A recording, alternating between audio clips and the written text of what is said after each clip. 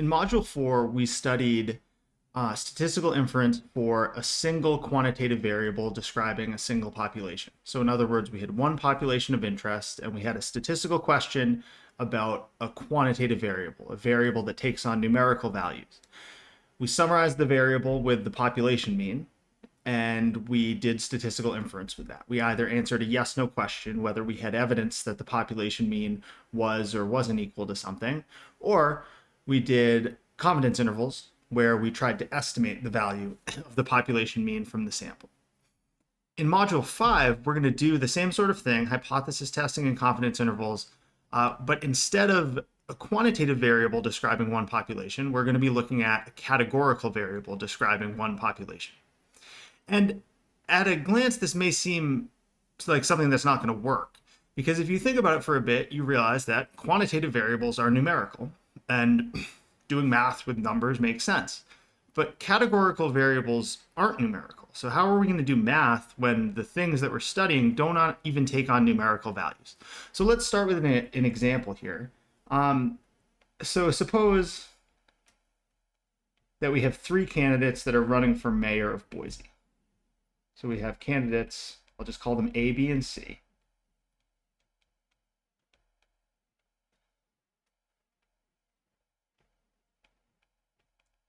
And they're running for mayor. And let's say I work for candidate A.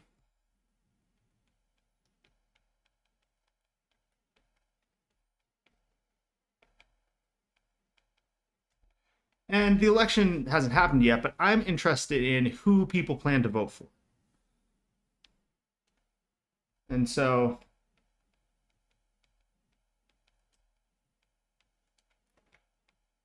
this is a very vague question. And I'll kind of turn it into 2 different questions in a second so that we can actually answer them. So we have 3 candidates running for mayor. I work for one of them, and I want to know who people plan to vote for.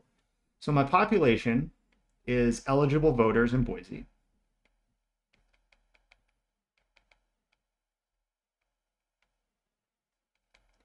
And the variable, remember, a variable describes each individual in the population, is who do they plan to vote for?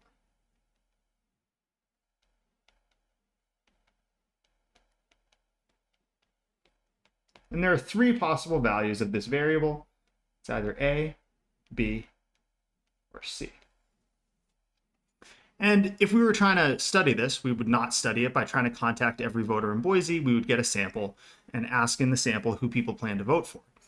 And when you dive into an example, what you realize is that with categorical variables, when you get a data set, there's basically not a whole lot going on with the data set, because when we have a data set that's a quantitative variable, our data set just consists of a bunch of numbers. But if I went and surveyed a sample, my data set is going to look something like this.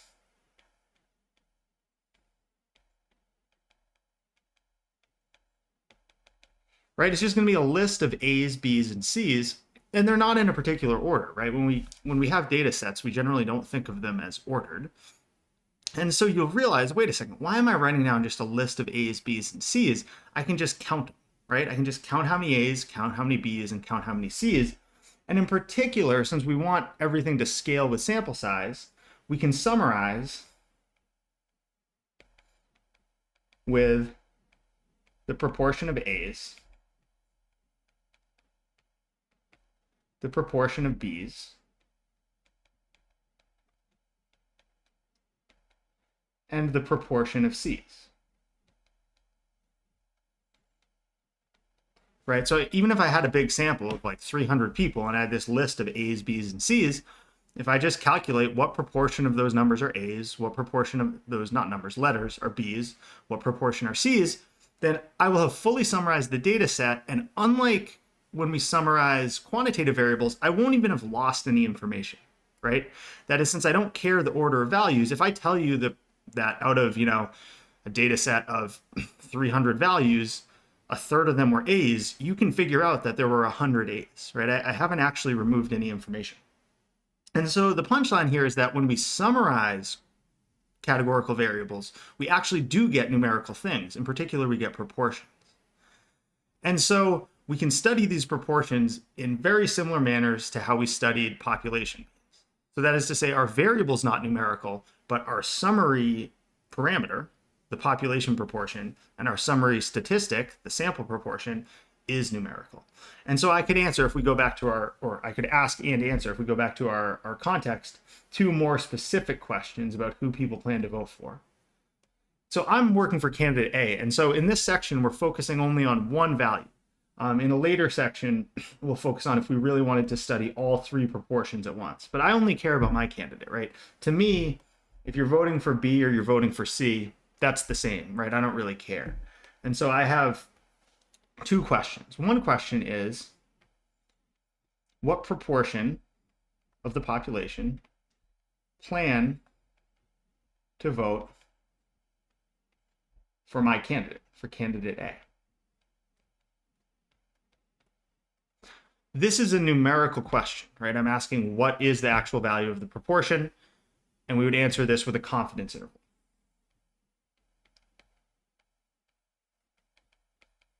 But there's another type of question I could ask, and in this context, it's a very natural question. In Boise, you have to get 50% of the vote in order to be the mayor.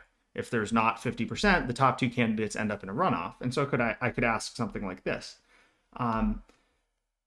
Do more than half of voters plan to vote for my candidate, for candidate A?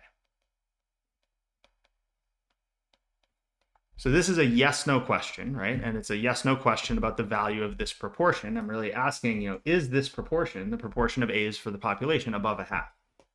And so this would be something that we would do with a hypothesis test. And so in this section 5.1, we're going to see both how to create confidence intervals for population proportions and conduct hypothesis tests for population proportions. And the thing to remember here is even though we're in a different situation, right? We're talking about categorical variables, not quantitative variables. A lot of the steps and a lot of the details even will be the same. Others will be different, but you don't want to view Module 5 as some totally separate thing from Module 4. You want to view it as the same sort of thing in a different context. And it's really important when you're doing that to identify what's the same and what's different so that you're not treating all of these things we learn as different things. You're treating them as variations on the same thing.